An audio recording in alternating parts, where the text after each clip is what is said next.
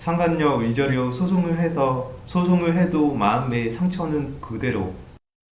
남편 외도 사실에 대해 정신적인 충격을 받지 않은 아내는 단 한 명도 없을 거예요. 물론 이는 어디까지나 남편에게 애정이 남아있는 상황에 해당이 되는 말이죠. 전혀 애정이 없는 상황이라면 오히려 남편의 외도 사실에 환호를 할지도 모르죠. 어느 아내가 있었죠. 남편과 부부 싸움 한 번 없이 이렇다 할 마찰 없이 잘 살아온 것만은 아니었지만 그래도 나름 잘 살아온 아내였답니다. 그런데 어느 날 남편이 외도를 하고 있다는 사실을 알게 되었어요. 그것도 이미 3년 전부터 집에 자주 놀러왔던 이혼을 한 어느 후배와 말이에요. 후배가 이혼을 한 후 마음을 잡지 못해 집에 자주 놀러오게 해서 자연스럽게 남편과도 가까워지게 되었죠. 누가 먼저 유혹을 했는지 아내는 전혀 모르지만 이런 건 중요하지 않습니다. 그동안 아내 자신은 아무것도 모르고 그런 후배가 안쓰러워할 때 되면 집으로 불러끼니 챙겨주고 했던 게 너무나 뻔할 뿐입니다. 남편 역시도 아무렇지 않은 척하며 집에 놀러온 후배를 맞이했다는 것도 너무나 분동이 터집니다. 아내 집에서 아내 몰래 두 사람이 얼마나 많은 음탕한 눈빛을 교환했을까요? 아내는 남편과 좋아하는 후배를 잃었습니다. 그러나 가정을 잃고 싶지 않습니다. 그래서 차마 이혼을 할 수는 없었습니다. 아내는 몇 날 며칠을 괴로워하며 고통스러워하다 잘못했다는 말 한마디 없는 후배가 너무 괘씸해서 어떻게 해서든 처벌을 받게 하고 싶습니다. 그러나 아내가 할 수 있는 건 아무것도 없었습니다. 이때 아내는 속 시원한 복수를 위해 상간녀 위자료 소송을 하기로 합니다. 아마도 소송을 시작하게 되면 후배가 아내 자신에게 무릎을 꿇고 잘못했다며 용서를 해달라고 할 수 있을 것 같았습니다. 그러나 이것은 아내의 착각입니다. 후배는 오히려 소송 과정에서 후배 자신이 아닌 아내의 남편이 자신을 계속 유혹해왔고 언니 때문에 이러면 안 된다는 설득을 계속해서 했지만 언니의 남편이 언니와 살고 싶지 않다면서 계속해서 자신을 유혹해왔고 급기야 만나주지 않으면 언니에게 전부 말해버리겠다는 협박을 받았다는 주장을 해왔습니다. 아내는 후배의 이런 주장에 남편에게 더더욱 정이 떨어지게 되고 소송을 진행하면서 정신적으로 더더욱 피폐해져 버리게 되었답니다. 물론 남편 역시 이혼을 할 생각을 하지 않고 있기에 후배의 주장이 전부 거짓이다 라고 아내에게 열변을 토하며 변명을 했지만 아내 입장에서는 진실을 알 방법이 없기에 너무나 혼란스러울 뿐입니다. 이러저러한 과정을 거치며 아내는 후회를 하는 날이 많았습니다. 물론 아내는 소송에서 승소했습니다. 당연한 결과였죠.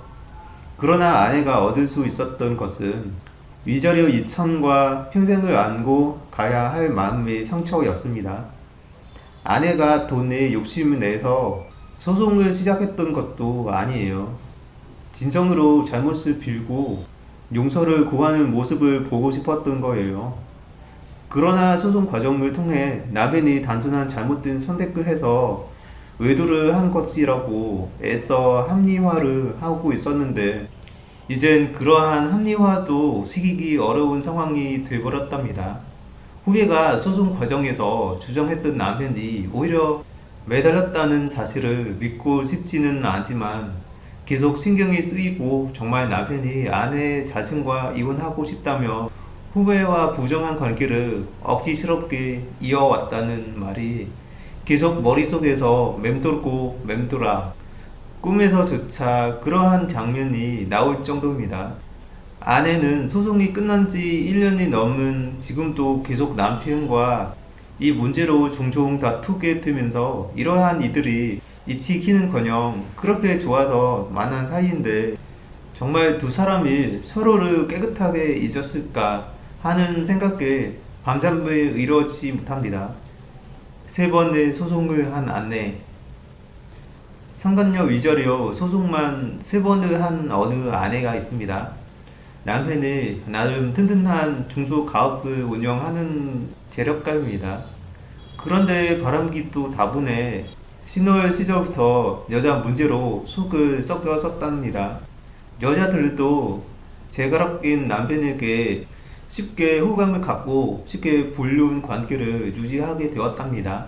아내는 맨 처음 남편의 외도 사실을 알고 세상이 무너지는 듯한 고통을 느끼며 결국엔 상간녀 소송을 하게 되었죠. 그리고 당시에는 아이들이 아직 어린 나이이기에 경제력을 무시할 수는 없어 이혼은 하지 않았답니다. 그런데 남편의 태도가 정말 황당한 거예요. 아내에게는 미안하다, 잘못했다 라는 한마디 하지 않고 오히려 소송을 왜 했느냐 하며 핀잔만을 주는 것이었습니다. 다행인지 불행인지 남편 역시 이혼을 할 마음을 없었던 터라 이렇게 아내의 마음에 상처만 남긴 채 소송은 아내의 소송으로 끝이 나고 이렇게 잊혀가는 듯했습니다. 그 이후에도 남편의 바람키는 좀처럼 사고라 들지를 않았습니다. 알긴 모르게 남편은 외도 행위를 해왔던 듯하지만 아내에게는 이렇다 할 증거도 없을 뿐더러 그러한 남편에게 관심이 점점 없어져 버립니다.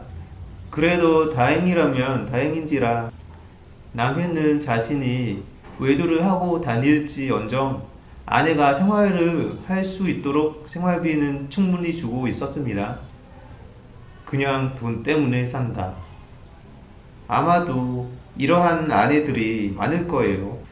남편의 바람기로 속이 상하다가도 이것도 습관이 되니 남편에게 애정도 사라지게 되는데 남편이 그나마 생활비만큼은 충분하게 주는 편이지라 그냥 살고 있는 아내들 말이에요. 이 아내도 그랬죠. 참 웃기는 게 이들 부부 사이에 있어서 남편의 외도는 일상이 되어버렸습니다. 아내는 남편이 바람을 피우든 말든 생활비만 제대로 주면 되는 거였습니다. 그러던 어느 날입니다.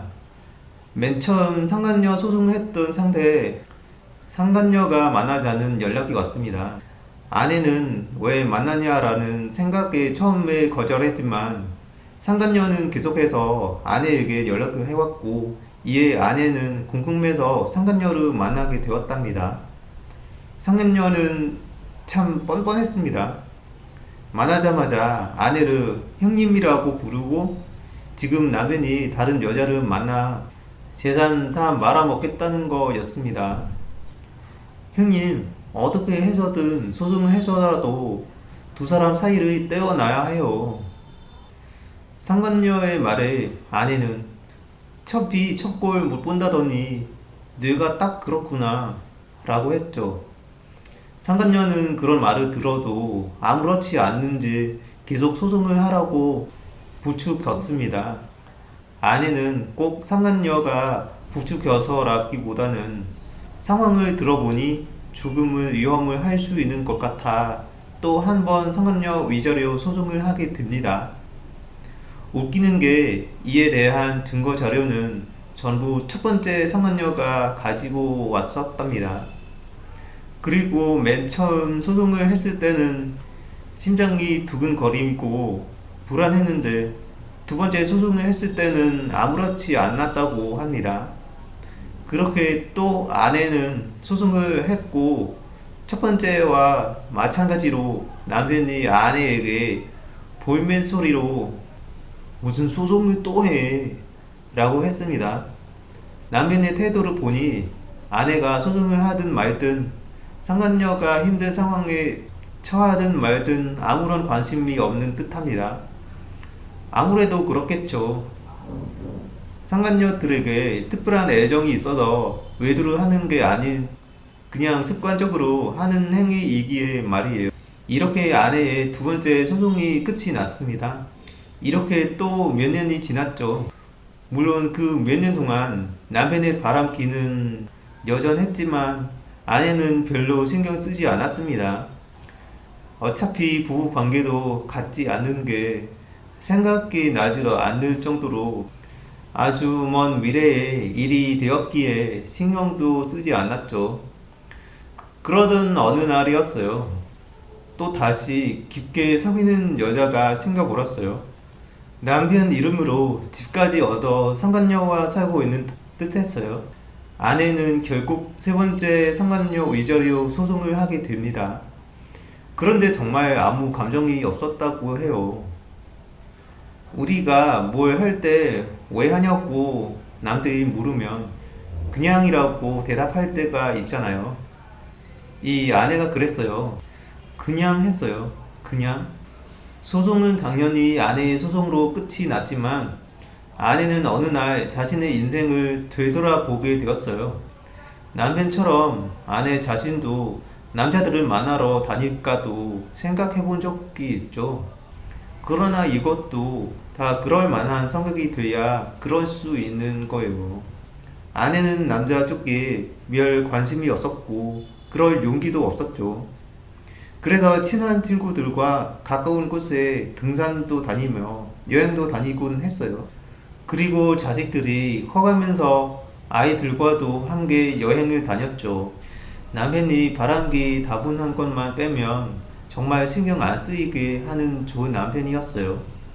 아내가 여행을 가면 간다며 재미난 것, 맛있는 것, 실컷 먹으라며 여행 경비도 충분히 주고 자식들에게는 돈을 아끼지 않아요. 그래도 아내는 항상 허전했죠. 이혼을 10번 해도 시원찮은 남편이지만 돈 때문에 이혼도 못하고 살고 있다는 생각에 가끔 아내 자신 스스로의 인생을 되돌아보며 비참해했죠. 그러나 이도 생각하기 나름이 아닌가 싶어요. 아내의 결론은 여자 문제만 빼고 모든 문제에 있어서 가장의 노릇을 확실하게 하는 남편에게 애정이 없으니 그런 대로 살만 했어요. 애정이 없으니 질투도 없고 상처를 받지도 않죠. 그러나 여자로서 아내로서 사랑받지 못하고 살아온 것을 생각하면 한없이 석을 퍼지고 이것은 아내의 내면 속 깊은 곳에 상처로 남아 있었답니다. 어느 날 남편이 아내에게 이러한 말을 했다고 해요. 당신은 날 사랑해 주지도 않으니 내가 계속 밖으로 돌지. 아내는 남편의 이러한 말에 기가 막혔어요. 수시로 외도를 하고 다니는 남편을 어느 아내가 사랑해 줄까요? 사람의 삶의 방식은 정말 저마다 모두 다른 것 같아요. 결론. 상간녀 소송을 하면서 마음의 상처를 더 받게 되는 경우가 아주 많답니다. 어쩌보면 상대방의 거침없는 주장에 그나마 신하처럼 남아있는 남편에 대한 신뢰가 완전히 끊어져 버리기도 하죠. 간혹 소송을 하고 나면 그것이 상간녀에 대한 할 수 있는 최대한의 처벌을 한다는 생각에 속 시원하게 생각하시는 분들도 계세요. 그러나 많은 분들을 보면 그렇게 생각처럼 속이 시원하지는 않답니다. 어찌 보면 차라리 하지 말걸 이라는 생각이 들 때도 있죠. 물론 이러한 압력을 하는 건 남편과 이혼을 하지 않고 계속 살 경우에 한해서 말이죠. 만일 남편과 헤어질 생각이라면 그 상처는 조금은 덜 할 수 있겠죠. 제가 드리고 싶은 말씀은 마음의 상처가 더 커질 수 있으니 소송을 무조건 하지 마시라는 게 아니에요. 마음의 상처가 더 커질 수 있으니 이 점 또한 유의하시면서 마음의 준비 또한 튼실하게 하시라는 거예요. 오늘의 사연은 여기까지입니다. 여러분의 생각은 어떠세요? 친구들이랑 토론해보세요. 채널을 구독해 주시고 재미있는 동영상을 공유해 주시면 정말 감사하겠습니다. 좋아요와 댓글은 저희에게 큰 힘이 될 겁니다. 감사합니다.